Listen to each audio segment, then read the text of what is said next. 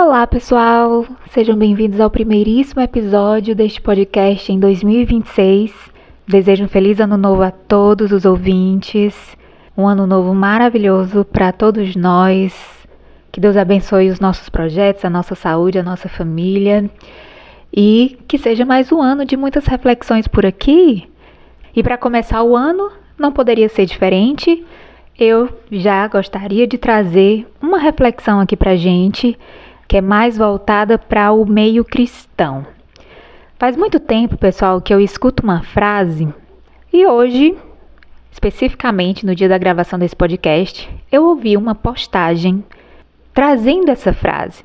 Só que dessa vez, eu não simplesmente vi a frase, eu ouvi a frase, mas eu realmente parei para analisar e saber se essa frase muito repetida no meio cristão é uma verdade bíblica. A frase diz o seguinte, abre aspas, obediência é a linguagem de amor de Deus. Ou, em outras versões, que foi o que aconteceu hoje, eu vi essa frase escrita nessa versão que diz o seguinte, abre aspas, a obediência é a linguagem de amor do Espírito Santo. Fecha aspas. Eu não consegui simplesmente ouvir e seguir minha vida, fui analisar um pouco mais profundamente para saber se ela realmente está correta, se ela é uma meia-verdade, o que de fato essa frase está dizendo, tem algum perigo embutido nela? Vamos saber. Então essa é a investigação de hoje, então simbora.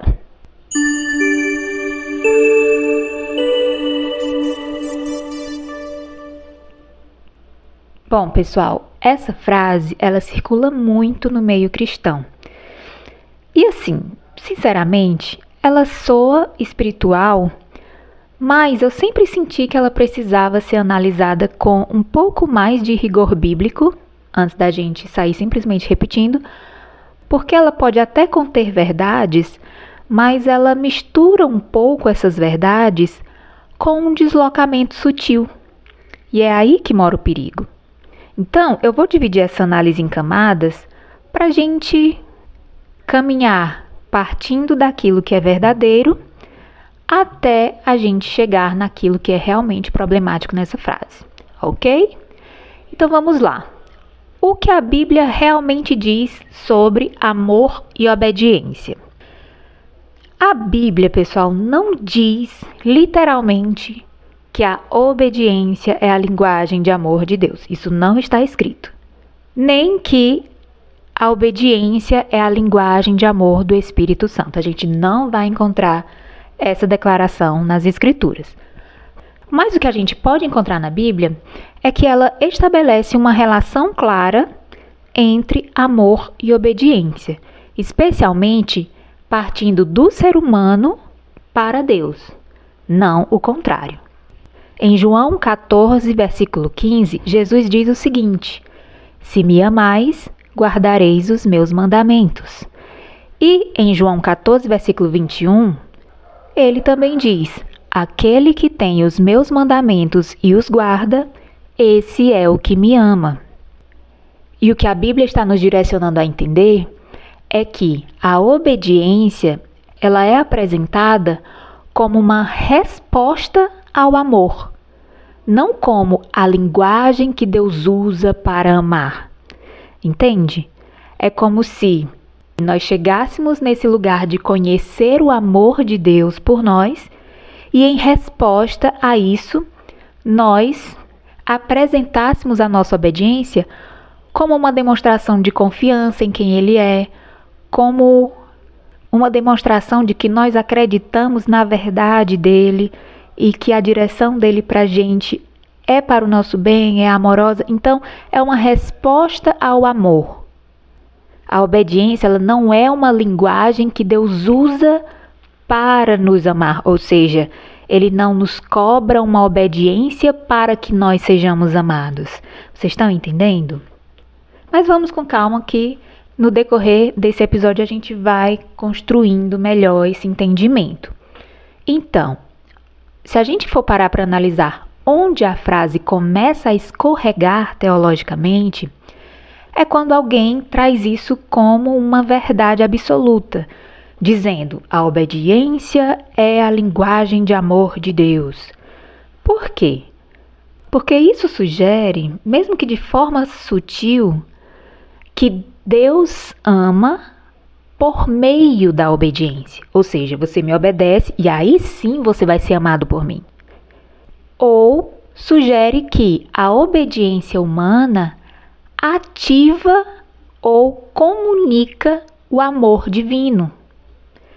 Ou seja, quando eu obedeço a Deus, aí eu vou ativar o amor dele por mim. Aí eu vou fazer com que ele demonstre o amor dele por mim. Ou ainda outra situação, que é quando essa frase de que a obediência é a linguagem de amor de Deus, ela sugere que Deus se expressa principalmente exigindo obediência, como se o amor dele só fosse ser derramado quando a gente desse passos de obediência, fizesse algo que ele nos mandou fazer. E isso não é bíblico, definitivamente. A Bíblia afirma exatamente o oposto. Romanos capítulo 5, versículo 8 diz: mas Deus prova o seu amor para conosco em que Cristo morreu por nós, sendo nós ainda pecadores. Ou seja, Deus amou antes da obediência. E mais, Deus amou apesar da desobediência. Deus amou quando ainda não havia resposta correta alguma. Logo, a obediência não é a linguagem do amor de Deus, porque o amor de Deus precede, sustenta e ultrapassa a obediência. E isso vale também para outra versão, a versão escrita que eu encontrei hoje na internet, que foi relacionado ao Espírito Santo. Alguns reformulam essa frase dizendo: a obediência é a linguagem de amor do Espírito Santo. E aqui o problema é o mesmo, o problema permanece, apenas muda o nome. O Espírito Santo, segundo João 16, versículo 8, convence do pecado. Segundo João 16, 13, guia à verdade. João 14, 26, o Espírito Santo consola. Romanos 8, 16, o Espírito Santo testifica que somos filhos. Mas o amor do Espírito não se comunica exigindo obediência, e sim gerando transformação interna. Então, o que o Espírito Santo faz não é exigir que você faça as coisas, exigir que você me obedeça. Não, ele gera em você transformação interna. Ele te ensina como agir, quando agir, dando direcionamentos, gerando essa transformação interna por meio de direcionamentos, mas não exigindo obediência. Paulo é claro nesse sentido. Em Romanos 5,5 ele diz: porque o amor de Deus está derramado em nossos corações pelo Espírito Santo que nos foi dado. Então o Espírito Santo, ele derrama amor. Ele não cobra obediência como uma linguagem primária. Então, a obediência aqui, ela surge como fruto, não como um meio de comunicação afetiva. A obediência é uma consequência de nós sermos muitíssimo amados e não como um pré-requisito, entende? E é aí que a gente começa a identificar onde está a meia-verdade e por que ela muitas vezes nos convence de que essa frase é absolutamente correta.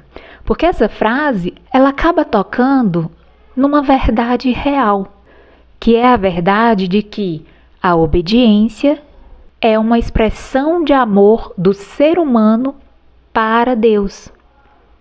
Vou repetir. A obediência é uma expressão de amor do ser humano para Deus. Quando eu amo a Deus, esse amor é consequência de eu ter conhecido a Deus, de ter entendido quem Ele é. E por esse mesmo motivo eu confio nele e sei que os direcionamentos que Ele me dá são para o meu bem, são melhores porque Ele tem uma visão muito mais ampla do que a minha. E por conta disso, eu sigo os direcionamentos dele, que é o mesmo que obedecer nesse sentido. Então, quando eu obedeço, quando eu sigo os direcionamentos, quando eu levo em consideração o que ele me ensina, eu estou expressando o meu amor por Deus, porque nessa expressão de amor eu estou expressando minha confiança, eu estou expressando que eu valorizo o que ele me diz, a pessoa dele. Eu valorizo a presença dele na minha vida, eu considero o que ele me diz e eu entendo que o que ele me direciona a fazer são instruções que envolvem amor, amor dele por mim. Então, o próprio Jesus deixa isso claro, que a obediência é um fruto, que a obediência é uma expressão de amor do ser humano para Deus. Mas essa frase, a obediência é a linguagem de amor de Deus, ou a obediência é a linguagem de amor do Espírito Santo, ela inverte o fluxo. O fluxo bíblico é este. Primeiro, Deus ama. Em seguida, o ser humano é alcançado. O ser humano sendo alcançado, o coração é transformado. E aí sim, a obediência nasce. A obediência é uma resposta ao amor. É uma consequência do amor.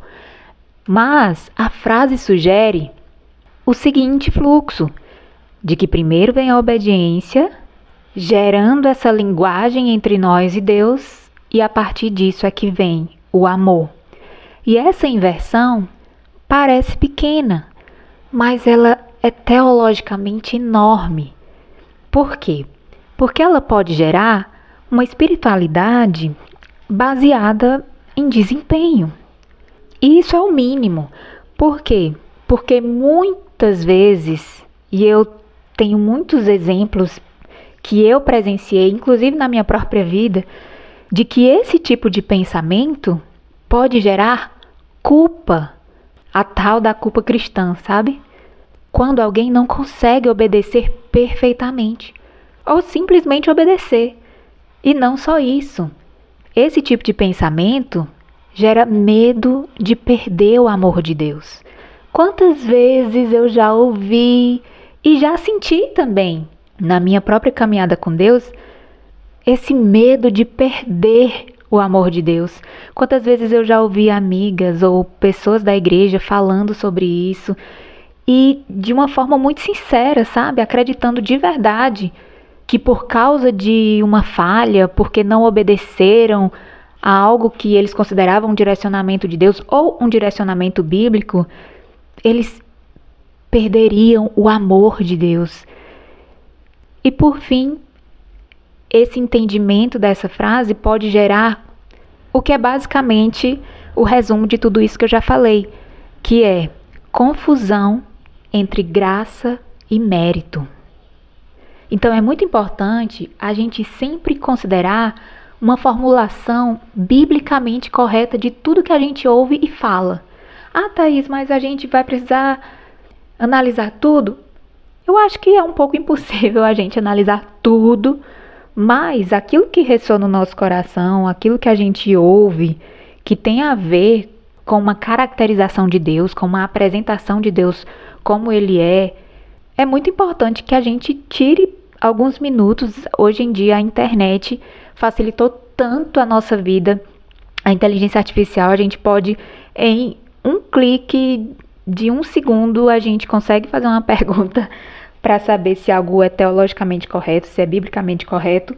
Então, vale a pena a gente não simplesmente absorver tudo que a gente escuta, que a gente ouve, mas algo que gerar em nós algum tipo de incômodo, que foi o caso dessa frase para mim, é importante a gente fazer uma pesquisa, porque muitas vezes a gente pode se agarrar a esse tipo de afirmação como se fosse uma verdade e isso acabar sendo fonte de muitas perturbações espirituais e emocionais no decorrer da nossa caminhada cristã, porque isso vai virando um alicerce na nossa jornada com Deus, né, no nosso relacionamento com Deus, quando não necessariamente aquilo deveria ser uma verdade, entre aspas, que basilasse esse nosso relacionamento, ou a nossa visão sobre Deus, ou sobre a forma como Ele se relaciona conosco, ou como nós deveríamos nos relacionar com Ele, entende? Entende como é muito importante a gente esmiuçar, peneirar de verdade, filtrar aquilo que vai entrar no nosso coração a respeito de quem Deus é, de como Deus age, de como Deus nos ama, de como somos amados, mas também de como amamos o Senhor, sabe? Então, se nós quisermos ser fiéis às Escrituras, algumas formas mais corretas dessa frase, por exemplo, seriam, vou citar aqui uma: a obediência é a resposta de amor do ser humano a Deus. Olha aí, a frase construída dessa forma não escorrega teologicamente, não gera nenhum mal-entendido, não corre o risco de construir uma imagem errada sobre Deus e como Deus se relaciona conosco. Um outro exemplo de reformulação dessa frase seria: quem ama a Deus aprende a obedecer. Por quê? Porque quando a gente ama a Deus, supõe-se que a gente está conhecendo, e por conhecer o Senhor, a gente começa a amar quem Ele é. E aí, amando, porque a gente conhece o caráter de Deus, conhecendo o caráter de Deus, a gente confia nele, a gente entende que as intenções dele para conosco são as melhores possíveis. Ele é um Pai maravilhoso, ele não tem a intenção de nos fazer mal, então nós atendemos às suas direções. Nós obedecemos às suas instruções, os seus ensinamentos, porque a gente entende que pelo caráter de Deus, o que Ele nos ensina é bom. Então essa seria uma segunda reformulação da frase: quem ama a Deus aprende a obedecer. Uma terceira reformulação poderia ser: a obediência é fruto do amor, não a fonte dele. Essa aqui é claríssima. Ela até remove o engano sutil que essa frase carrega, sabe? E mais uma frase de reformulação poderia ser: o amor de Deus gera obediência, não o contrário, ok? Não é porque a gente obedece que Deus nos ama. O amor de Deus, ele gera obediência. Por quê? Porque ele exige obediência? Não. Porque o amor de Deus nos convida a conhecê-lo. Quando a gente conhece, a gente percebe que o caráter dele é um caráter bom, que não tem a intenção de nos fazer mal, que tudo aquilo que ele nos ensina e nos orienta é para o nosso próprio bem, e dessa maneira ele vai gerando em nós essa atitude voluntária de seguir as instruções que ele nos dá, porque a gente compreende que são boas instruções. Por isso que o amor de Deus gera obediência, não o contrário, ok? E dessa forma, com essas reformulações, a gente consegue preservar nessas falas a graça, a iniciativa divina. Ou seja, não é uma coisa que eu faço que atrai o amor de Deus para mim. Não, o amor de Deus vem antes de qualquer coisa que eu faça ou deixe de fazer. Então, essas frases reformuladas preservam a graça, preservam também a iniciativa divina. Preservam também o quê? A centralidade do amor, ou seja, o nosso relacionamento é baseado no amor de Deus, não no que eu faço ou no que eu deixo de fazer. A centralidade do amor é preservada. E por fim, essas reformulações preservam o lugar correto da obediência. Não é o primeiro lugar, não é o primeiro passo nessa relação. O lugar correto da obediência é como fruto, como algo gerado, consequência desse relacionamento com Deus, de se conhecer a Deus, de se conhecer o caráter de Deus e de entender que as instruções que Ele nos dá, os ensinamentos e os direcionamentos dele são bons, frutos de um caráter perfeito, ok? Então, uma conclusão honesta e direta sobre isso é que essa frase, a obediência é a linguagem de amor de Deus, ou a obediência é a linguagem de amor do Espírito Santo, essa frase não é uma verdade bíblica plena. O que ela é então, Thaís? Essa frase é uma meia-verdade com risco considerável de distorção. Mas eu preciso reconhecer que essa frase acerta ao ligar amor e obediência. De fato, Jesus mesmo faz essa relação entre amor e obediência. Mas o erro dessa frase está em atribuir à obediência o papel de linguagem do amor divino. Biblicamente falando, o que é mais importante da gente ter em mente é que Deus ama primeiro. Nada vem antes. Nada vem antes. Deus ama primeiro. E Deus ama gratuitamente. Não é por causa de nada que eu faça, não é por nada que eu deixei de fazer. Ele ama gratuitamente. E Deus ama antes da nossa resposta. Antes da resposta, Deus já ama. Independente de como eu responda a esse amor, Deus ama. A obediência, ela é consequência, não uma condição, ok? Isso o nosso coração precisa internalizar. A obediência é consequência, não uma condição. Isso eu estou falando da nossa relação com Deus. A obediência a Deus é consequência, não condição. Mas aí você poderia me dizer assim: Thaís, você já ouviu falar sobre um livro muito famoso chamado As 5 Linguagens do Amor? Pois é, esse livro vai dizer que existem 5 linguagens do amor: o tempo de qualidade, presentes, atos de serviço, toque, palavras de afirmação. E aí, para a gente entender essas linguagens, a gente parte do entendimento de que linguagem de amor é aquilo que a gente faz e o outro se sente amado.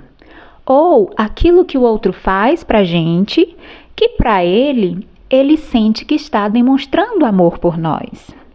E aí, dessa forma, as pessoas aplicam esse entendimento nessa frase de que a obediência é a linguagem de amor de Deus. Porque nesse sentido, o que eles vão dizer é que a nossa obediência é a forma como Deus se sente amado. Porque ele se sente considerado nas suas palavras, nas suas ações. Ele sente que tem a nossa confiança, sabe? Que ele tem a confiança das pessoas que o obedecem. E por isso a obediência é a linguagem de amor de Deus. Porque a obediência é a forma como ele se sente amado e a forma como ele ama também. Porque quando a gente obedece, ele sente prazer nesse amor que ele sente por nós. Porque a gente demonstrou confiança no caráter dele, a gente demonstrou que realmente aprecia quem ele é e tudo que ele faz. E é muito interessante a gente não desconsiderar esse posicionamento. Por quê? Porque antes da gente simplesmente criticar, é importante a gente entender se isso realmente faz sentido, se isso muda o julgamento sobre essa frase que eu trouxe anteriormente, e se essa colocação transforma essa frase numa frase validada e permitida para se usar no meio cristão. E para começar, eu já aponto que essa colocação, ela aprofunda exatamente o ponto sensível dessa frase, de que a obediência é a linguagem de amor de Deus. Porque ela toca no argumento mais sofisticado que costuma ser usado para defender essa frase. Então, a análise agora precisa ser ainda mais precisa, bíblica e conceitual. E eu vou responder em 3 movimentos. Primeiro, o que realmente são essas linguagens do amor citadas no livro? Segundo, se esse conceito pode ser transferido para Deus? E terceiro, se isso valida ou não a frase no cristianismo. Então vamos para o primeiro tópico. O que são linguagens do amor no livro? E o limite do conceito. Primeiramente, no livro As 5 Linguagens do Amor, Gary Chapman está tratando de dinâmica relacional humana. E essa dinâmica que ele relata no livro é marcada por carência, insegurança, necessidade de validação e percepção subjetiva de afeto. Então, considerando o conceito geral trazido no livro sobre linguagem de amor ali significa a forma pela qual uma pessoa se sente amada e interpreta o amor do outro. E isso pressupõe o quê? Seres limitados, com necessidade emocional e que podem se sentir negligenciados, inseguros ou não amados.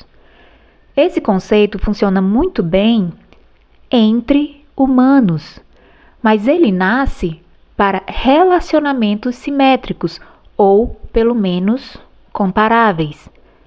Então, partindo para o ponto crítico, que é Deus se sente amado da mesma forma que nós, já que é através da obediência que ele se sentiria amado, trazendo o conceito de linguagem de amor, é exatamente aqui que nós encontramos o nó teológico. Deus não ama porque é amado. Deus ama porque é amor, como está escrito em 1 João 4, versículo 8.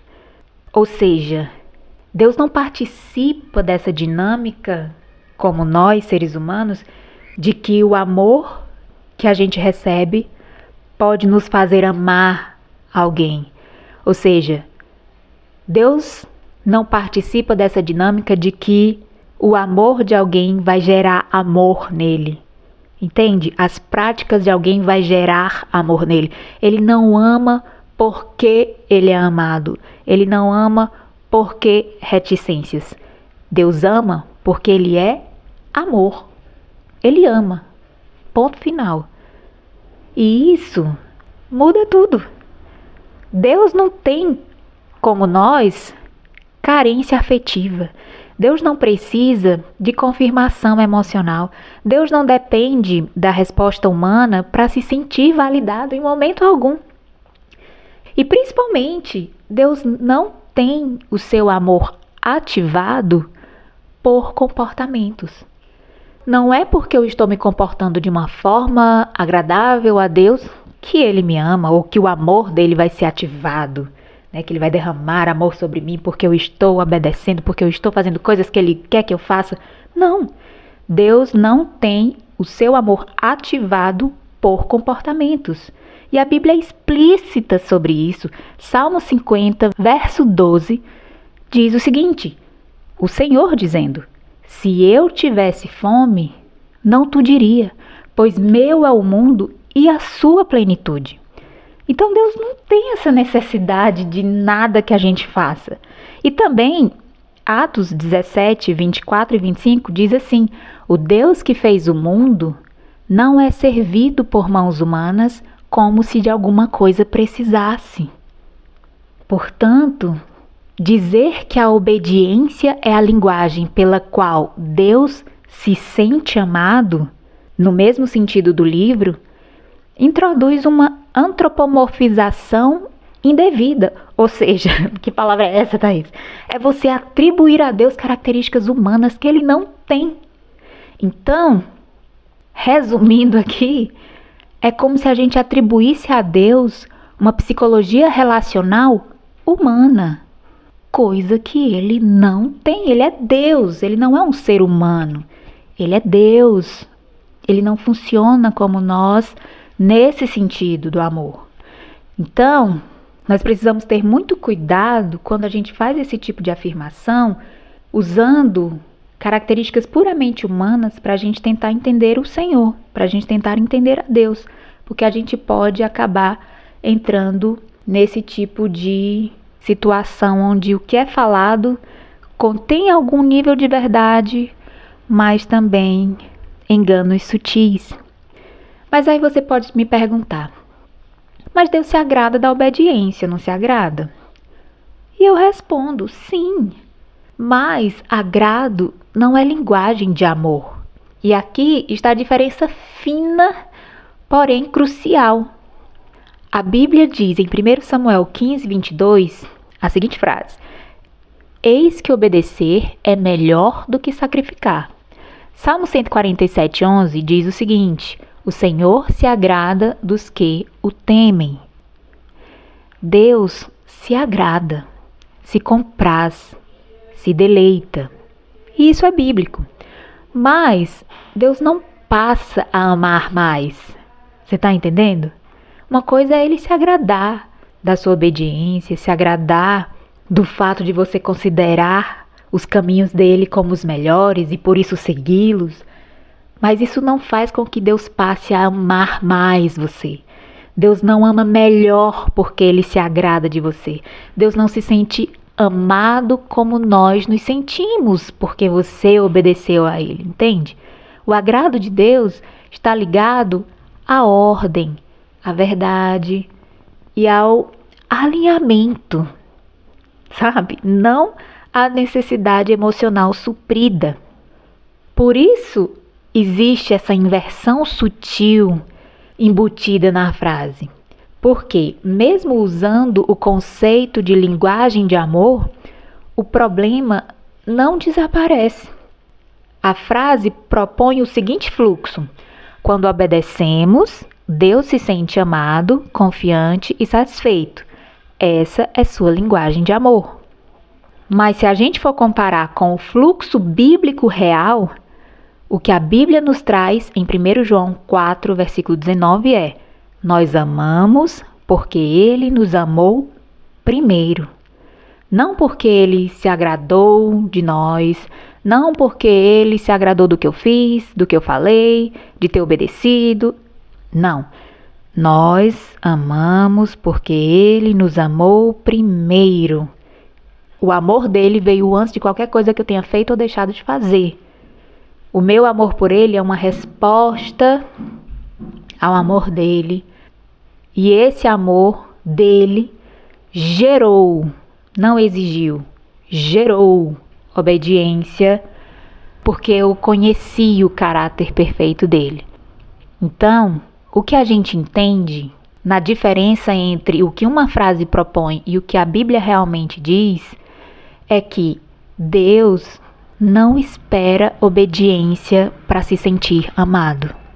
Ele ama primeiro. E esse amor gera confiança e obediência em nós. A obediência é uma evidência de relacionamento, não uma linguagem afetiva divina. Deu para compreender? Sem falar que a frase ainda desloca o eixo para o efeito da nossa ação em Deus, quando a Escritura mantém o eixo no efeito da ação de Deus em nós. Vamos relembrar. O que a frase propõe? Que quando obedecemos, Deus se sente amado, confiante e satisfeito, e essa, portanto, é sua linguagem de amor. Nesse caso, a frase está focando no efeito da nossa ação em Deus. Já o fluxo bíblico diz o quê? Nós amamos porque Ele nos amou primeiro. Então, a Escritura mantém o eixo no efeito da ação de Deus em nós. A frase foca no efeito da nossa ação em Deus, né? Nós obedecemos e aí Ele nos ama. Nós obedecemos e recebemos amor. Nós obedecemos e Ele se sente amado. Mas a Escritura foca no efeito da ação de Deus em nós. Ou seja, Ele nos amou primeiro e aí nós somos alcançados e então o amamos. Então, a gente precisa ter essa sensibilidade para perceber essas sutilezas. E só dessa forma a gente consegue perceber onde essa frase pode ser usada sem erro e onde ela não pode. Então vamos tentar fazer essa identificação.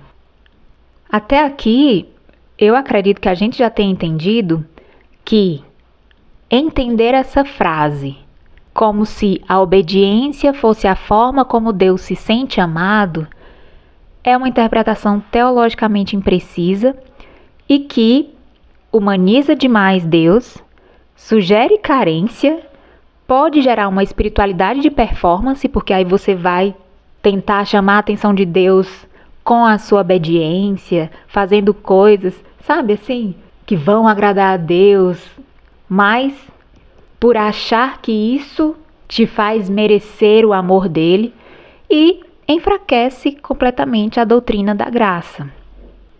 Ah, Thaís, então em que situação nós poderíamos usar essa frase?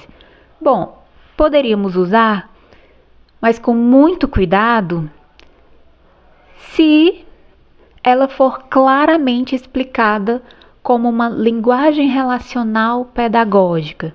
Sabe, você, dentro de um contexto específico, você explicando muito bem o que você está querendo dizer quando você for construir algum tipo de entendimento usando essa frase.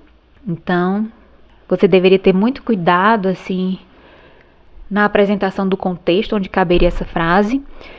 Se dentro dessa construção for dito explicitamente que Deus não depende disso, né, que não é sobre obedecer para receber de Deus alguma coisa, receber para ser amado, receber para Deus se sentir amado, para demonstrar amor obedecendo, não. E que não se trata de amor condicional.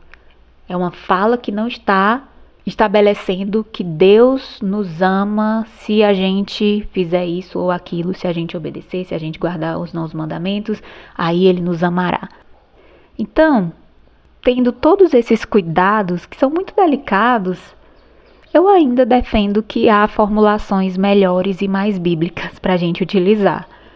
Por exemplo, se a sua intenção é comunicar confiança, alinhamento e resposta amorosa ao amor de Deus, então é muito melhor você dizer frases como: a obediência é uma expressão visível do nosso amor por Deus. Quem confia em Deus aprende a obedecer, como já citei antes. A obediência revela relacionamento, não o cria. Olha que importante. A obediência revela relacionamento, não o cria.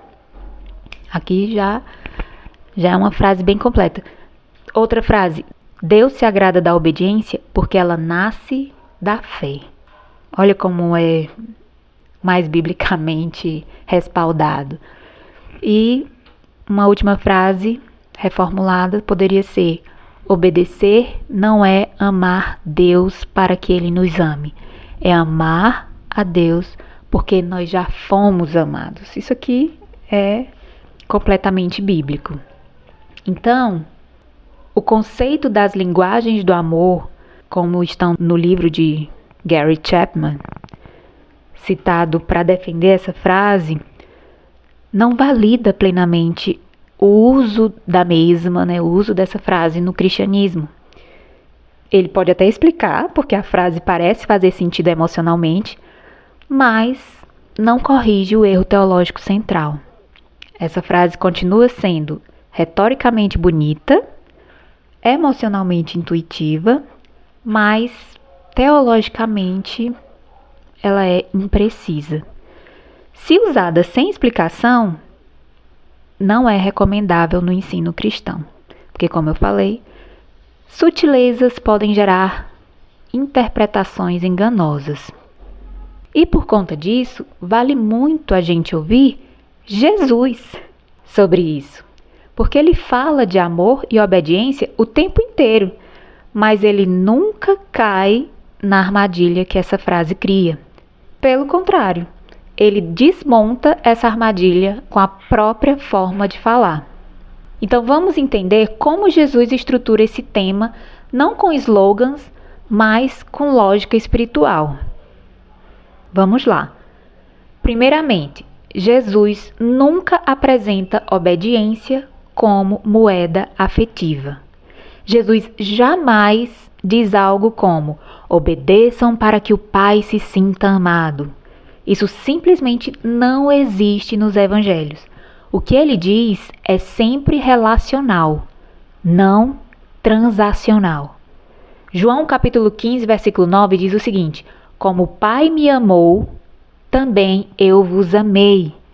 permanecei no meu amor.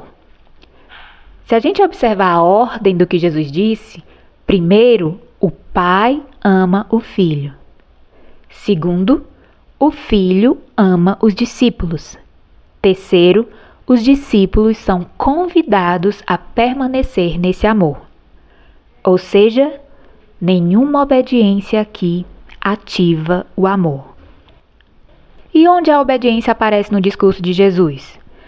Logo em seguida, Jesus diz, em João 15, versículo 10, se guardardes os meus mandamentos, permanecereis no meu amor.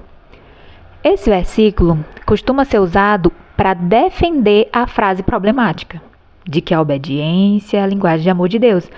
Mas, se a gente olhar com atenção, de verdade, querendo entender, a gente vai perceber que Jesus não diz o seguinte: vocês entrarão no meu amor, vocês farão com que eu os ame se guardardes os meus mandamentos. Não.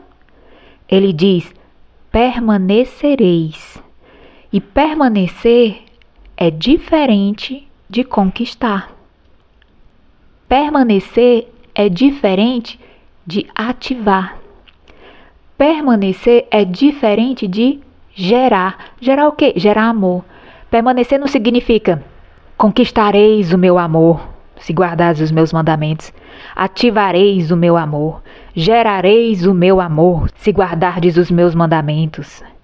Obediência aqui é ambiente, não linguagem afetiva. E essa diferença é essencial para o entendimento real do que Jesus está nos ensinando.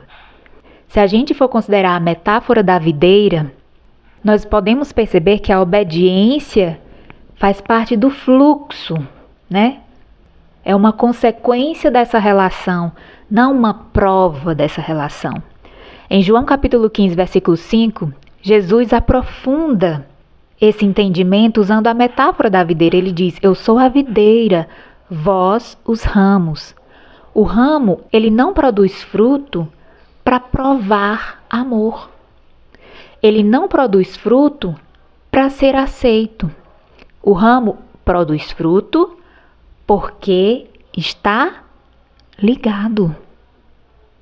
Sério, gente, isso aqui...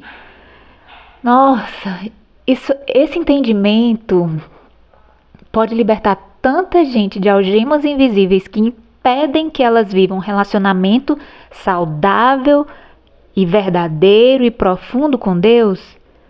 Sério mesmo, o ramo não produz fruto para provar amor a Deus.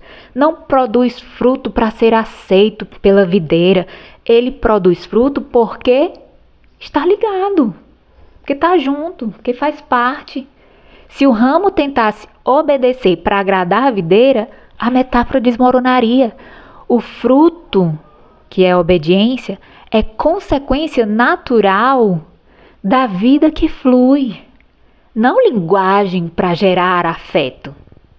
Nesse relacionamento com Deus, ouvindo o Senhor, conhecendo a Deus, a consequência natural dessa relação que flui, desse ouvir o Senhor, de interagir com Ele, de conhecer, de entender, de viver experiências, a obediência é uma consequência natural desse fluxo. É uma consequência natural porque nós estamos ligados a Deus, andando com Ele, não como uma prova do nosso amor, não para sermos aceitos por Deus. Jesus conecta a obediência a amor, mas sempre do lado humano. Não parte de Deus esse entendimento. Vamos tentar entender isso de uma forma mais clara? Vamos observar como Jesus fala do nosso amor por Ele. João 14, 23, ele diz, se alguém me ama, guardará a minha palavra. Aqui sim, obediência é expressão, é evidência, é fruto. Ele está dizendo, se você me ama, você guarda a minha palavra. Mas a gente não pode deixar de notar o seguinte, Jesus não diz que isso define como ele se sente amado. Isso define quem ama. Ou seja, a obediência revela a condição do coração humano, não a condição emocional de Deus. É como se ele dissesse: quando você me obedece, você está revelando de fato que você me ama, porque você considera as minhas palavras, você acredita em mim, você acredita no meu caráter. Então, a obediência revela a condição do coração humano, não a condição emocional de Deus. E isso é muito importante a gente entender, porque Jesus fala do Pai, de Deus Pai, como doador, não como um receptor carente. Quando Jesus vai descrever o Pai, em Mateus capítulo 6, versículo 8, ele diz: vosso Pai sabe do que precisais antes que lhe o peçais. Em Mateus capítulo 5, versículo 45, Jesus diz: ele faz nascer o sol sobre maus e bons. Esse Pai que Jesus descreve ama antes. Ele dá antes. Ele sustenta antes. Ele não reage emocionalmente à performance humana. Entende? Eu acho que esse é o ponto principal que eu quero trazer aqui para o nosso entendimento. Deus, ele não reage emocionalmente à performance humana. Ele não vai te amar mais porque você obedece mais. Ele não vai te amar menos porque você obedece menos. Deus não responde, não reage emocionalmente à sua performance. Entende? Não é o que você faz ou deixa de fazer que gera o amor ou ativa o amor dele por você. Entende? E saber disso torna impossível encaixar a ideia de linguagem de amor no sentido humano para Deus. E o ponto mais revelador em tudo isso é que Jesus obedece por amor, não para gerar amor. E ele é o nosso modelo. João 14,31, Jesus diz: para que o mundo saiba que eu amo o Pai, eu faço como o Pai me ordenou. Então, o que Jesus está nos mostrando, nos ensinando, e sendo ele o nosso modelo, nos direcionando a fazer e a entender que a nossa obediência é fruto do amor, não aquilo que gera o amor de Deus. E nesse versículo a gente consegue perceber que ele tem uma construção bem parecida com linguagem, porque ele diz: para que o mundo saiba que eu amo o Pai, eu faço como o Pai me ordenou, né? A gente poderia entender que fazer o que o Pai nos ordena mostra para o mundo que a gente ama o Pai, como se isso fosse a prova de que a gente ama. Mas vamos analisar com cuidado. Jesus, ele não obedece para que o Pai se sinta amado. Ele obedece para que o mundo saiba que ele ama o Pai. Então, a obediência comunica algo aos observadores, não ao coração de Deus. Então, considerando a nossa relação direta com Deus, a nossa obediência não é uma prova para Deus de que a gente o ama, sabe? Ela pode ser usada como uma comunicação a quem nos observa, de que nós temos esse relacionamento com Deus e que nós consideramos Ele como verdadeiro e direcionador confiável das nossas vidas, mas na nossa relação diretamente com Deus, a nossa obediência, ela não necessariamente é o que faz com que Deus se sinta amado quando a gente considera esse conceito de linguagem de amor. Então, quando Jesus fala sobre amor e obediência, Jesus evita armadilhas sutis embutidas nas frases quando ele nunca condiciona amor à obediência. Ele nunca condiciona amor à obediência. Ele não diz que você só será amado se você obedecer, e você só me amará, me sentirei amado se você me obedecer. Outro ponto, Jesus nunca descreve o Pai como emocionalmente dependente. Fato. O pai não é um dependente emocional, ele não precisa de nada que a gente faça para se sentir amado. Jesus nunca descreve o pai dessa forma. Jesus nunca chama a obediência de linguagem afetiva de Deus. Isso já bastaria. Jesus nunca chama a obediência de linguagem afetiva de Deus. Ponto. E Jesus sempre coloca a obediência depois do amor. Jesus nunca diz, me obedeçam primeiro para vocês me amarem. Não. Jesus sempre coloca a obediência depois do amor. Então, o fluxo de Jesus, no entendimento dessa relação entre amor e obediência é, primeiro vem o amor recebido, né? O amor recebido, o amor que recebemos de Deus. A partir desse amor, vem o relacionamento. Desse relacionamento, surge a obediência natural, nunca o contrário.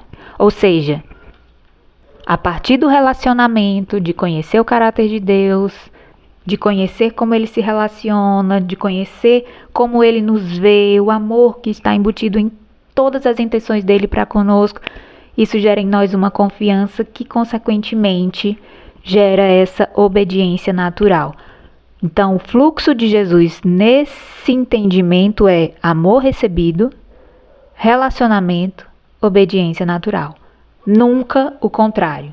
Nunca vem primeiro a obediência para gerar relacionamento e depois amor. Nunca.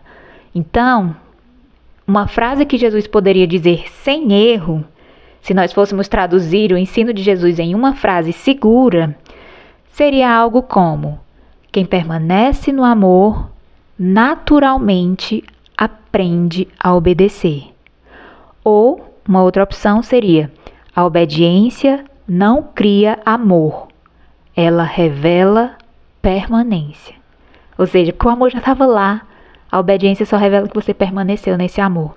Então, essas duas frases que eu trouxe agora são frases bíblicas que preservam a graça, não humanizam Deus. A gente precisa ter muito cuidado com isso.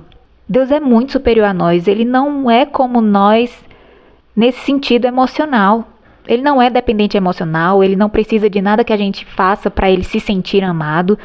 E além disso, essas duas frases não geram uma espiritualidade de desempenho, o que já é um grande ganho quando a gente faz essa reformulação. Então, a lição final que eu deixo aqui para nós é a importância da gente sempre analisar o que a gente ouve. Ah, mas fulano de tal é pastor, é formado em teologia, tem não sei quantos livros, é blá. Ok, isso não impede que essa pessoa cometa algum erro ou crie uma frase que não seja teologicamente plena, sabe? Ninguém é perfeito, então é sempre bom a gente analisar para a gente poder ter segurança naquilo que a gente fala e também naquilo que o nosso coração absorve como verdade. Então, precisamos ter muito cuidado com frases populares que parecem bíblicas, mas não são. Tem muitas frases que a gente usa no dia a dia, quando a gente escuta, a gente valida como verdade, mas que são perigosíssimas. Mas antes de eu trazer algumas, só para a gente ficar mais atento e não sair repetindo como se a gente estivesse falando uma grande verdade, eu quero encerrar trazendo uma análise muito preciosa sobre como Paulo e João desenvolvem a relação entre obediência e amor de Deus sem contradição. Porque Paulo e João são justamente os dois autores que mais falam de amor, graça e obediência. E à primeira vista, muita gente acha que eles se contradizem. Mas quando lemos com cuidado, que é o aprendizado principal desse episódio, eu acho, né? Que a gente ter cuidado na hora de interpretar, na hora de compreender, na hora de construir o entendimento daquilo que a gente ouve, né? Precisamos ter cuidado, não podemos fazer essas leituras de forma apressada, sabe? Sem cuidado, sem paciência. Então, quando nós lemos com cuidado o que Paulo e João escrevem sobre amor, graça e obediência, nós percebemos que eles operam no mesmo eixo, só que em níveis diferentes. Então, para a gente entender e não ficarmos confusos, eu vou mostrar isso em 3 movimentos. Primeiro, o eixo comum. Segundo, vou focar em Paulo, trazendo a obediência como fruto da união. E terceiro, vou focar em João, trazendo a obediência como permanência no amor. No final, eu vou mostrar por que não há contradição alguma nos ensinamentos que eles trazem nas Escrituras. Então vamos lá. O eixo comum: amor que precede, obediência que decorre. Tanto Paulo quanto João partem do mesmo ponto inegociável. O amor de Deus vem primeiro. João, na primeira epístola de João, capítulo 4, versículo 19, ele escreve: nós amamos porque ele nos amou primeiro. Paulo, em Romanos 5,8, diz: mas Deus prova o seu amor para conosco em que Cristo morreu por nós, sendo nós ainda pecadores. Então, para ambos, para os dois, o amor não é reação. O amor não é a resposta à obediência. O amor não é condicionado, ele não tem condições, depende da sua obediência, não. Para os dois, o amor é incondicional, o amor não é resposta à obediência e o amor não é uma reação, o amor vem primeiro.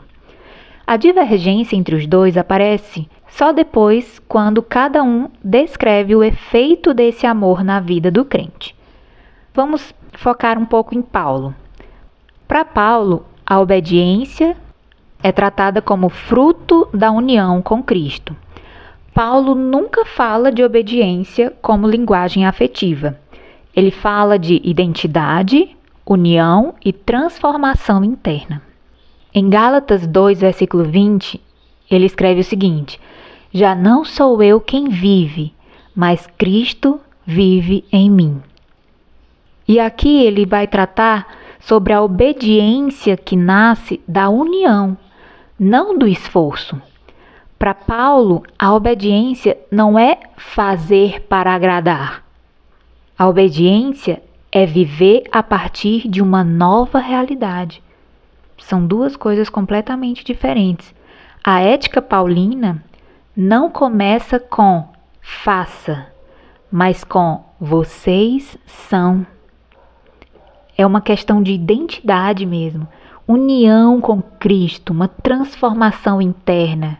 Porque olha como ele fala: já não sou eu quem vive, mas Cristo vive em mim. É a minha união com Cristo, é Jesus agindo em mim, me ensinando, me direcionando. É a nossa união, é a minha união com Ele que gera uma transformação interna em mim e que renova a minha identidade em Deus, que geram essa obediência. Então, o que Paulo está nos mostrando é que essa obediência não começa com faça isso, faça aquilo, mas com vocês são. A obediência não é fazer para agradar, é viver a partir de uma nova realidade, é ser uma nova criatura. Olha que especial. Em Filipenses 2,13 ele diz: porque Deus é quem efetua em vós tanto querer como realizar. Aqui ele está tratando a obediência como obra do Espírito, não como uma moeda relacional. Paulo desmonta qualquer ideia de obediência como prova de amor para Deus. Gente, a obediência não é sua prova de amor para Deus. A obediência, como forma de Deus se sentir amado, é completamente desmontada por Paulo em Filipenses 2,13. É Deus quem efetua em vós tanto querer como realizar. Então, a obediência não é prova de amor para Deus. Obediência não é a maneira de você fazer Deus se sentir amado. A obediência é efeito da ação divina. É um resultado daquilo que Deus faz dentro de nós, não uma comunicação afetiva humana. Ok? A obediência é resultado daquilo que Deus faz em nós, da transformação interna, é efeito da ação divina, não é uma comunicação afetiva humana. Já em 2 Coríntios, capítulo 5, versículo 14, Paulo diz: o amor de Cristo nos constrange. Aqui ele está tratando o amor como fundamento da vida obediente. Constrange aqui não é pressiona, mas direciona. Ele não está dizendo que o amor de Cristo me pressiona a fazer as coisas, sabe? Ele está dizendo que ele me direciona. É diferente, gente. A obediência paulina flui do amor recebido, não busca gerar amor e não mantém relacionamento. Outro ponto importantíssimo: a obediência que você presta a Deus não é o que mantém a relação de vocês. Meu Deus do céu, eu já vivi tantos anos da minha vida com esse entendimento errado de que quando você desobedece, o relacionamento é perdido. Nossa, gente, a obediência não é o que mantém o seu relacionamento com Deus. Então, a obediência paulina flui do amor recebido, não busca gerar amor e não mantém relacionamento. Já considerando a visão de João, ele traz a obediência como permanência no amor. João, ele é mais relacional, ele é mais circular, mas ele não contradiz Paulo. Em 1 João capítulo 2, versículo 4, está escrito: quem diz que conhece a Deus e não guarda os seus mandamentos é mentiroso. Aqui ele está falando sobre guardar mandamentos como evidência de relação. Isso parece duro, mas João não está falando de perfeição, e sim de coerência relacional. Ou seja, se você diz que conhece a Deus, a atitude mais coerente é você acreditar no que ele diz, acreditar no caráter dele quando ele te dá sugestões, direcionamentos e ensinamentos de como viver, enfim, os mais diversos tipos de instrução. Então é sobre coerência, não é sobre perfeição. A obediência aqui revela que houve um encontro real, porque se houve um encontro real, você conheceu mesmo a Deus, você sabe que ele é confiável. A obediência aqui não é o que cria o amor. Não, o amor já estava lá, o amor veio primeiro. A obediência é uma resposta coerente ao relacionamento que vocês construíram, que vocês estão vivendo, ao encontro que vocês tiveram. E a obediência aqui também não é o que sustenta o amor. Então, João segue em 1 João, capítulo 3, versículo 24, dizendo: quem guarda os meus mandamentos permanece em Deus e Deus nele. Aqui João fala sobre permanecer e não conquistar. João usa permanecer nesse versículo usando a mesma lógica de Jesus. Permanecer pressupõe que o amor já está lá, né? Permanecer não é sobre conquistar, você finalmente vai ter... Não, é sobre permanecer. E em 1 João 4,18, onde está escrito, no amor não há medo, João está trazendo o amor que lança fora o medo. Então, se a obediência fosse linguagem de amor de Deus no sentido humano, o medo seria combustível. Porque no amor humano o medo está muito presente ali. O medo de perder, porque essa possibilidade é real, sabe? Desse amor não existir mais. E por conta disso a performance se tornaria central, né? Se a gente considerasse a obediência como linguagem de amor de Deus no sentido humano, o medo seria combustível e a performance seria central.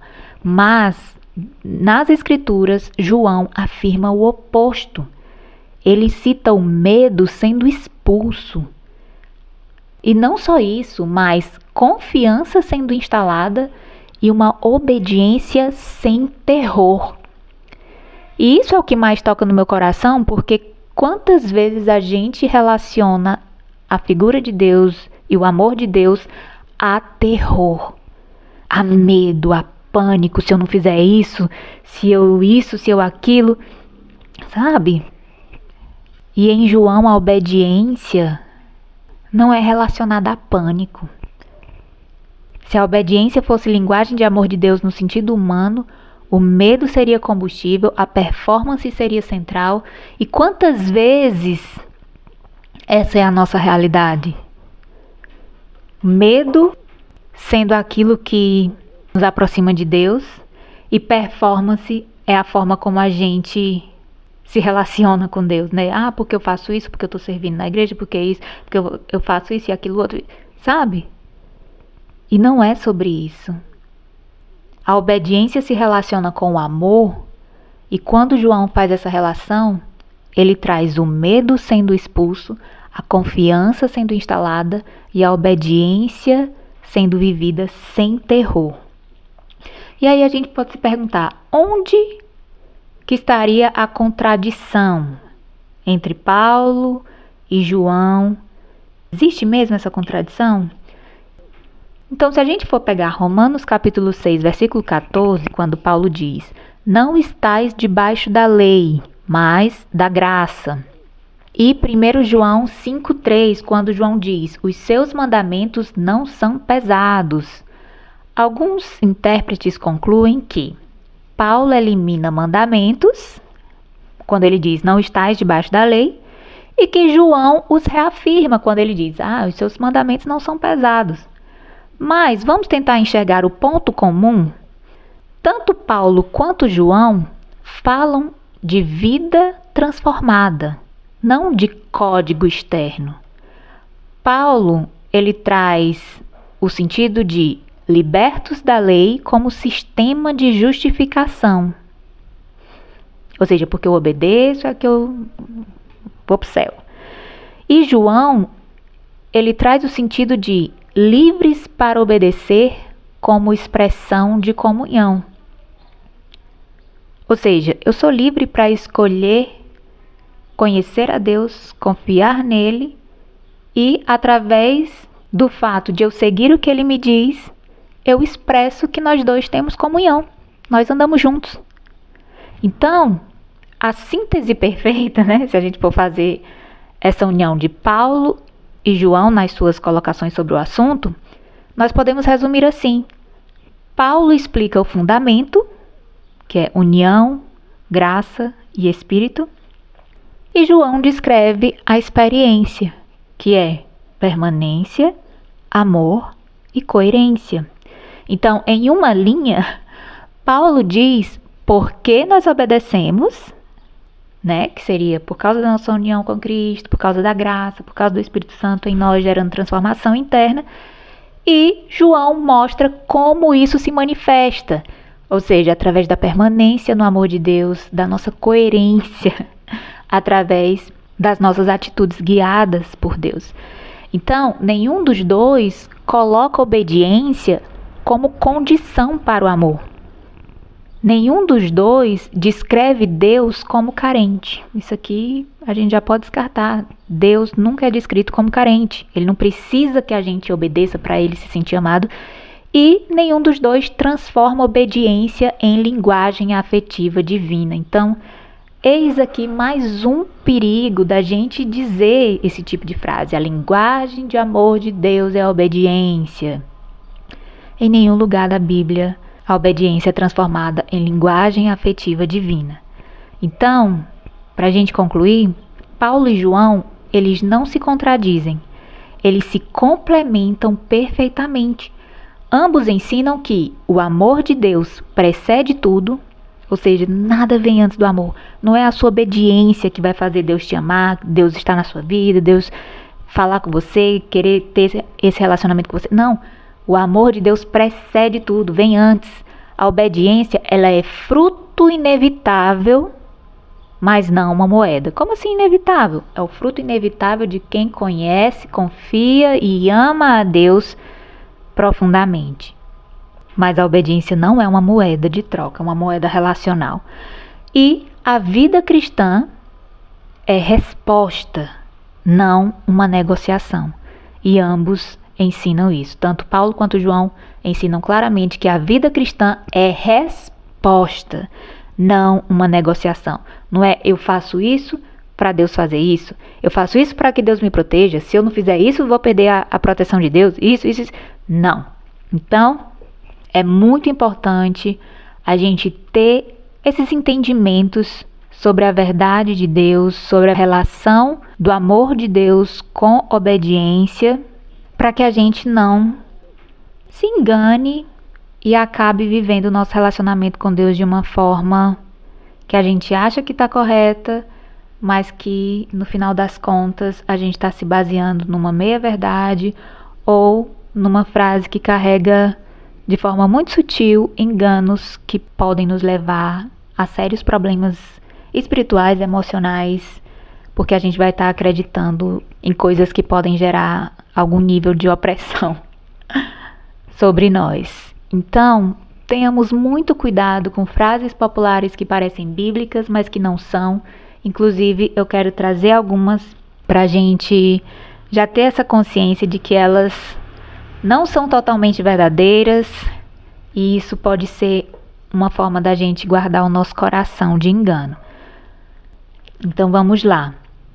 A primeira que eu trouxe é uma super conhecida, que é: Deus não dá fardo maior do que podemos carregar. Nossa, a gente até se pergunta, cadê o erro dessa frase? Mas assim, gente, essa frase parece bíblica porque ela lembra 1 Coríntios 10, versículo 13, que fala sobre tentação e livramento. Mas onde estaria o erro? O texto bíblico não fala de fardos da vida, mas de tentação ao pecado. E a Bíblia mostra várias situações em que o peso é maior do que conseguimos carregar sozinhos. Em 2 Coríntios capítulo 1, versículo 8, Paulo diz: fomos sobremaneira agravados acima das nossas forças. Então aqui, ele realmente carregou um fardo maior do que ele poderia. Mas Deus permite pesos que nos excedem justamente para nos levar à dependência da força dele. Então, uma forma bíblica correta da gente compreender essa frase popular seria o seguinte: Deus nos sustenta quando o peso é maior do que podemos carregar, ok? E uma segunda opção seria: o fardo pode ser maior que nós, mas não maior que Deus. Uma outra frase popular seria: tudo acontece por uma razão. Meu Deus do céu. Essa daqui até a gente usa para se consolar em muitos momentos. Mas por que essa frase parece bíblica, mas não é? Bom, ela parece bíblica porque Deus é soberano. Isso é uma verdade. Mas onde estaria o erro? A Bíblia, ela não afirma que tudo que acontece reflete diretamente a vontade de Deus. Ela reconhece pecado, injustiça, acaso, maldade humana e um mundo caído. Eclesiastes 9, versículo 11 fala sobre o tempo e o acaso sobrevindo a todos. Então, Deus, ele redime tudo, mas nem tudo nasce da vontade dele. Então, quando a gente usa essa frase de que tudo acontece por uma razão, atribuindo a Deus, né, tipo, tudo está dentro da vontade de Deus, foi da vontade de Deus, Deus que quis, a gente precisa compreender que Deus, ele redime tudo, mas nem tudo nasce da vontade de Deus. Então, a forma bíblica mais correta de usarmos essa frase seria: Deus pode dar sentido até ao que não veio dele. Né? Se a gente está passando por alguma situação, isso não necessariamente veio da vontade de Deus, mas Deus pode dar sentido até ao que não veio dele. E uma outra forma da gente reformular essa frase seria: nem tudo vem de Deus, mas nada escapa à sua redenção. Então, Deus pode transformar todas as coisas, mas a gente precisa entender que nem tudo nasce da vontade dele. Outra frase seria: Deus ajuda quem cedo madruga, que é típica de encontrarmos naquelas faixas traseiras de caminhão. Mas por que essa frase parece bíblica, mas não é? Essa frase parece bíblica porque a Bíblia valoriza diligência e trabalho. Mas o erro dessa frase está no fato de que ela não está na Escritura, ela é só um provérbio popular. A Bíblia, inclusive, corrige essa lógica meritocrática. Em Salmo 127, verso 2, está escrito: inútil vos será levantar de madrugada, pois aos seus amados ele o dá enquanto dormem. Então, esse salmo mostra que Deus não responde esforço como moeda automática. Não é a sua diligência, não é o seu trabalho que faz com que você alcance seus objetivos puramente, sabe? Deus pode fazer com que você nem precise levantar de madrugada e que enquanto você durma, aquilo que você acha que precisaria de muito esforço aconteça. Então, a forma bíblica mais correta da gente compreender essa frase seria: a diligência é sábia, mas a provisão vem do Senhor. E muitas vezes Deus pode simplesmente prover para você sem que você não faça nada necessariamente.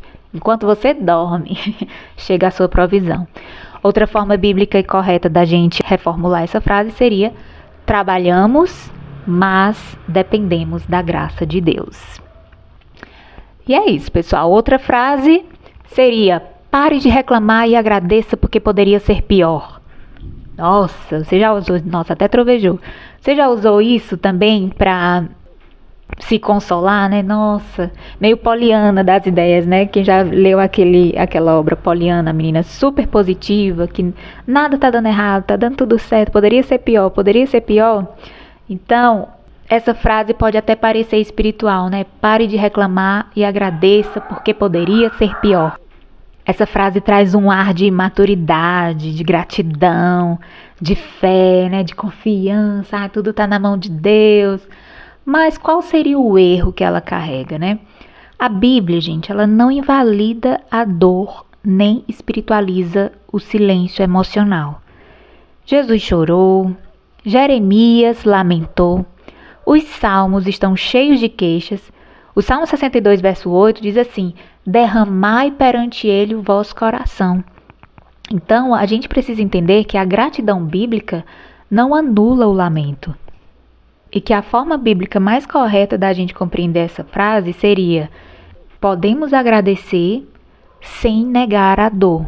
A gente pode lamentar, sabe? A gente pode dizer que não queria que tal coisa tivesse acontecido, que a gente não queria que tal coisa resultasse no que resultou, sabe? A gente pode lamentar, dizer que tá doendo, dizer que tá triste, e dizer que tá com raiva, sabe? Então a gente pode lamentar, a gente pode chorar por uma situação, sabe? E não dizer: tá tudo bem, tá tudo certo, era pra ser, as coisas aconteceram pra ser, sabe? Pode chorar, a gente pode agradecer sem negar a dor. A gente pode sentir a dor da frustração sem deixar de ser gratos, sem deixar de entender que na vida acontecem essas coisas, sabe? Então, uma outra forma da gente reformular essa frase seria: lamentar também é uma forma de fé. Sabe? A gente pode chorar e chorar para Deus, e dessa forma o nosso lamento é uma forma de fé, porque a gente acredita que Ele ouve, que Ele entende a nossa dor, que Ele entende as nossas lágrimas, que Ele sabe o que a gente está sentindo e que Ele nos acolhe, sabe? E é isso, pessoal.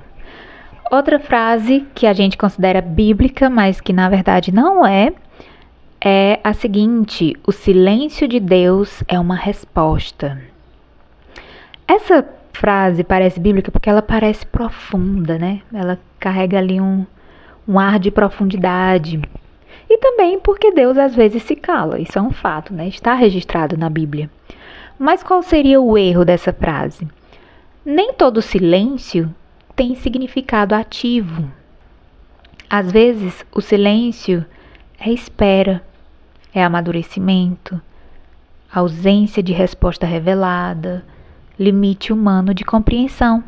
A Bíblia não ensina a interpretar silêncio como uma mensagem objetiva. A forma bíblica correta seria: nem toda ausência de resposta é uma resposta. Às vezes, o silêncio nos ensina a confiar sem sinais. Então, o silêncio às vezes não é uma resposta em si, é só um intervalo. Outra frase seria: se você tivesse fé, isso não estaria acontecendo. Essa frase, ela é problemática porque ela mistura fé com controle da realidade.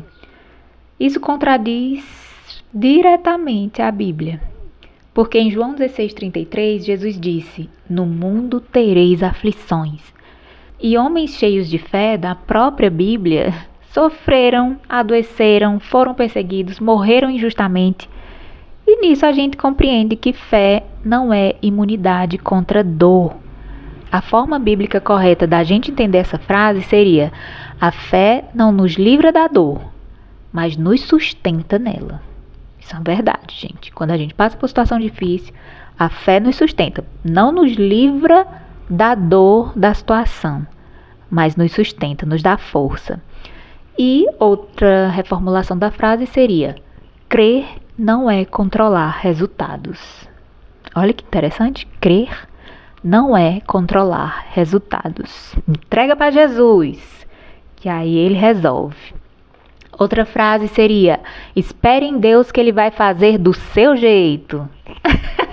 Aqui, quem é crente raiz, conhece a Bíblia, já pegou o erro, né? Essa frase, ela fala de espera e soberania. Mas o erro dela é criar expectativa específica, como se o jeito de Deus fosse sempre confortável, alinhado ao desejo humano e previsível. Ou seja, se você obedecer, se você estiver de acordo com aquilo que agrada a Deus, as coisas vão acontecer da maneira que você espera. E Jesus no Getsemane mostra o oposto disso. Então, esperar em Deus não é esperar que Ele faça como imaginamos, né? Às vezes a gente vê, principalmente jovens, que estão ali num período de espera, em termos de relacionamento, aí eles dizem, né? Eu tô esperando em Deus. E aí, muitas vezes, até as meninas, principalmente, né? Que é o que eu tenho mais acesso aos depoimentos.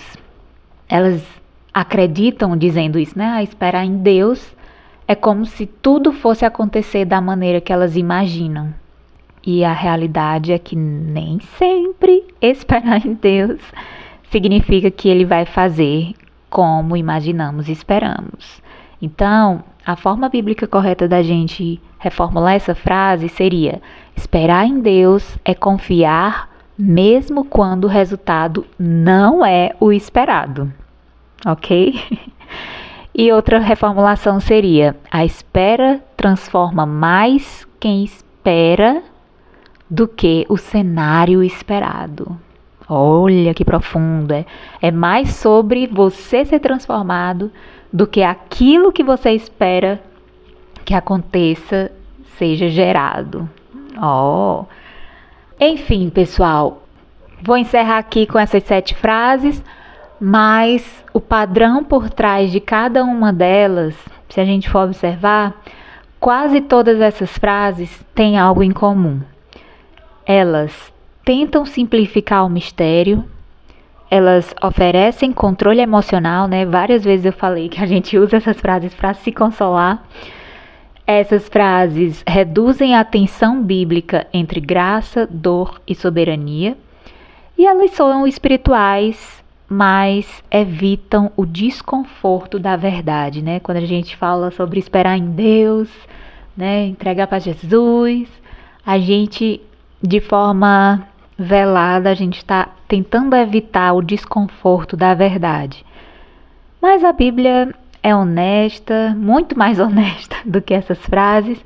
Ela é mais complexa e mais segura do que os slogans que a gente muitas vezes se agarra para poder seguir em frente. Então, a conclusão que eu chego é que essas frases populares ajudam emocionalmente no curto prazo, mas empobrecem a nossa fé no longo prazo. E a fé bíblica, ela não cabe em slogans. Ela não promete controle, ela não anula dor e ela não transforma Deus em fórmula. Então, que a gente tenha muito cuidado com o nosso coração Provérbio já nos deixou essa direção, né? Sobre tudo que se deve guardar, guarde o seu coração. E uma maneira da gente guardar o nosso coração é buscando a verdade em tudo aquilo que a gente ouve e que a gente permite ser depositado nele, né? No nosso coração. Então, vamos observar principalmente essas frases muito repetidas nas igrejas, por pastores ou por pregadores, por esses mentores cristãos. O Instagram está aí cheio de influenciadores cristãos que vivem repetindo essas frases, às vezes na vida mesmo, né? Às vezes se você é uma pessoa mais low profile, se você é uma pessoa menos online, até na vida a gente escuta muito essas frases feitas e a gente internaliza, até mesmo acreditando na inteligência e na profundidade espiritual daquela pessoa que nos falou, né? A gente diz, nossa, essa pessoa é tão estudada, essa pessoa se aprofunda tanto nas escrituras, ela deve saber o que ela está falando. Mas como os bereanos da própria escritura, eles são um exemplo para nós daqueles que ouviam a verdade de Deus, vinda de servos de Deus, mas ainda assim eles conferiam na palavra se o que eles ouviam era realmente de acordo com a palavra. Até porque o ser humano não é infalível. Às vezes a gente acha que está falando uma frase como se fosse uma grande coisa, a descoberta do século, a frase que resume um princípio espiritual incrível, mas na verdade a gente está disseminando uma frase muito perigosa teologicamente falando, tá bom? Beijo, pessoal. Feliz ano novo para todos nós. 2026 seja um ano abençoado e que traga muito esclarecimento, que Deus ilumine a nossa mente, que nós possamos desenvolver mais da sabedoria espiritual, né? Sabedoria em todas as áreas e sermos mais analíticos. Sermos pessoas que analisam mais aquilo que a gente permite adentrar nas nossas mentes e corações. E isso não é uma crítica específica a quem fala A ou B, mas é sobre um incentivo mesmo para que nós tenhamos o hábito de filtrar tudo aquilo que a gente ouve e de passar uma peneira em tudo aquilo que a gente deixa ser derramado no nosso coração, mesmo vindo de pessoas confiáveis, servas de Deus, e espirituais, e honestas, e tudo que for de bom caráter que a gente possa citar aqui, tá bom? Deus abençoe e até o próximo episódio.